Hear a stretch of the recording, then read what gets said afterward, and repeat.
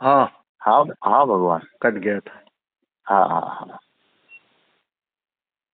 जब जब आनंद की अनुभूति ज्ञानी, होना ही हाँ बंद हो जाए। हाँ सुना आपने ना, हाँ वो हाँ हाँ हाँ। ओशो का एक कथन हमेशा याद रख लेना, गांठ की तरह बांध लेना, कि जिस दिन तुम्हें हम्म आनंद का पता चलना तक बंद हो जाए ना, हम्म तो जान लेना कि आनंद घट गया। हम्म अभी तो प्रेम का पता चल रहा है, हम्म। अब तो समझ में आ रही है बात, तो वो हाँ समझ हाँ में हाँ। आ रही है, मतलब जब तक ये समझने वाला है ना, तब तक सारा हम्म उपद्रव है, तब तक हम्म प्रेम नहीं है, उसको प्रेम मत समझ लेना। जिस प्रेम की बात कर रहे हैं कभी, वो प्रेम नहीं है, हम्म हम्म। तो वो सब बाधा बनता है फिर, हाँ हाँ हाँ हाँ। रुकावट वही है। हम्म वो ये कथन हमेशा याद रख लेना, जब तक ध्यानी है तब तक ध्यान नहीं, हम्म जब तक प्रेमी है तब तक प्रेम नहीं। हम्म। तो दोनों को खोना पड़ेगा। हाँ हाँ हाँ।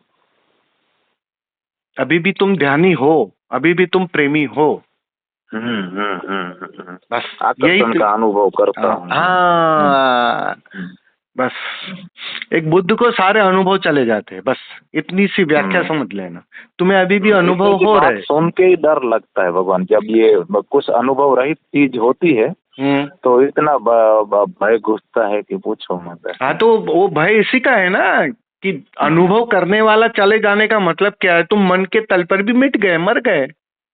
इसको तो महामृत्यु कही है जानने वालों ने। ये मृत्यु से भी बड़ी मृत्यु है, क्योंकि मन तो हजारों जन्मों के बाद पहली बार मर रहा है। शरीर तो कई बार मरा है। सही बात। शरीर की मृत्यु के लिए तो तुम राजी ही हो, और हो सकता है अहंकार अगर बढ़ता हो तो तुम इस क्षण भी तैयार हो जाओ मरने के लिए। तुम लगा दो छलांग, अगर अहंकार बढ़ता है तो। ये सारे आत्महत्या करने वाले यही तो करते हैं, अहंकार को ही बढ़ते वो। लेकिन मन की मृत्यु के लिए कोई तैयार नहीं होता है। ये असली मृत्यु, इसलिए तो इसको महामृत्यु कही है।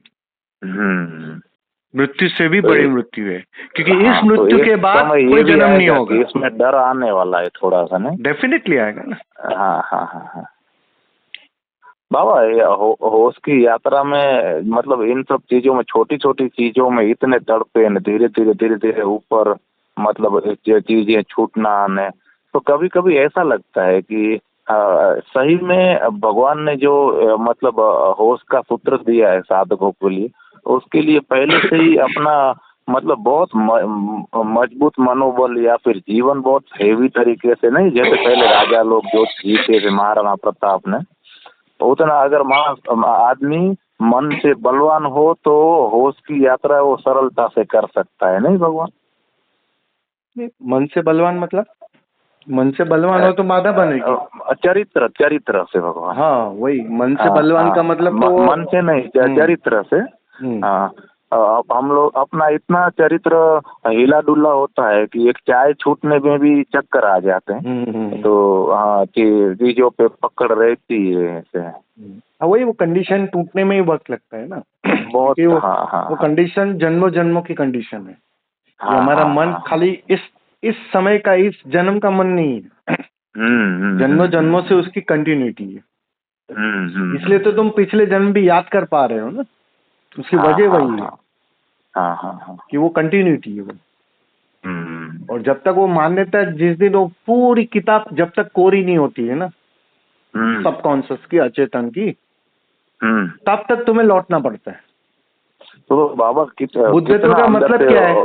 बुद्धत्व का मतलब क्या है कि अब तुमने फैसला कर लिया, अब तुमने 100% तुम राजी हो गए कि अब किताब में कुछ भी नया अक्षर नहीं लिखूंगा मैं। और जो नया अक्षर नहीं लिखता है, और बाकी के जो समय है, बुद्ध ने भी घटना घटने के बाद 40 साल जीवन जिया। हाँ हाँ। तो 40 साल में उन्होंने नए शब्द नहीं लिखे, और जितने नए शब्द नहीं लिखे सिर्फ देखते रहे, तो पुरानी किताब खाली होते गई। बस फिर बात खत्म हो जाती है, फिर उसको लौटना नहीं पड़ता।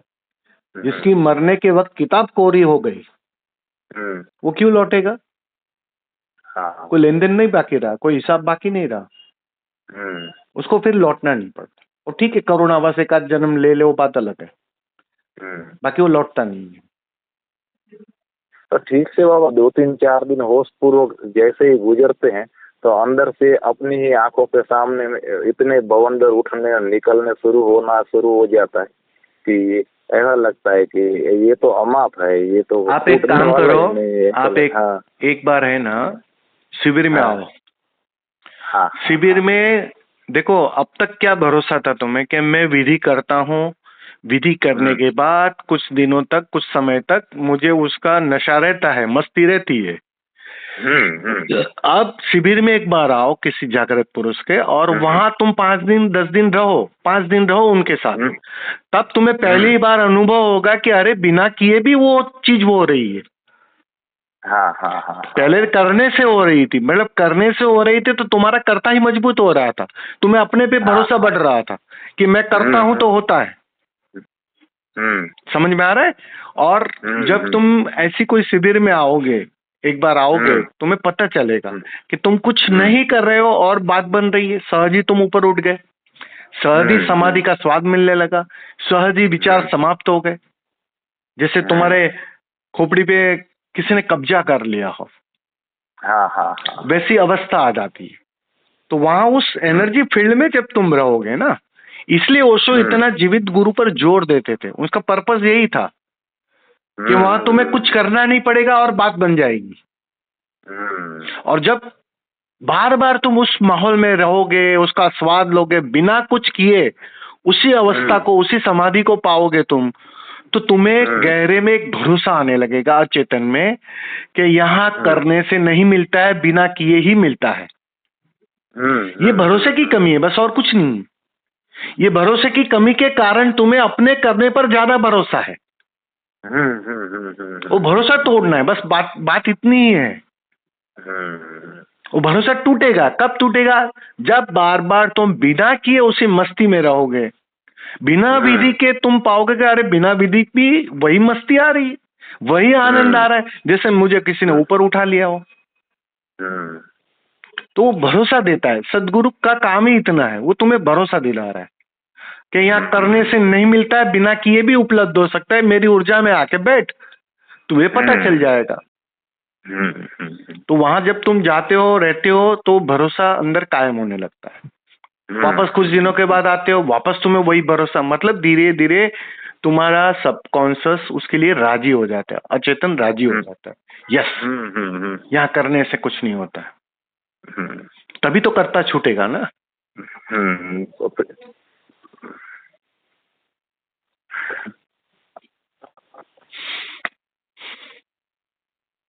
बोलिए। और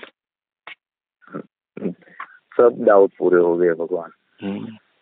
आइए एक बार शिविर में आइए, शिविर में टेस्ट लोगे तो ही पता चलेगा, क्योंकि बिना क्या है शब्दों से भी उतना नहीं समझ पाओगे, जो उस ऊर्जा में नहाओगे तब समझ में आ जाएगा, जो मुझे बोलना भी नहीं पड़ेगा, समझाना भी नहीं पड़ेगा, और समझ में आना शुरू हो जाएगा। जी जी भगवान, समझे? ठीक है भगवान, आइए आइए, वेलकम। ठीक है, धन्यवाद धन्यवाद।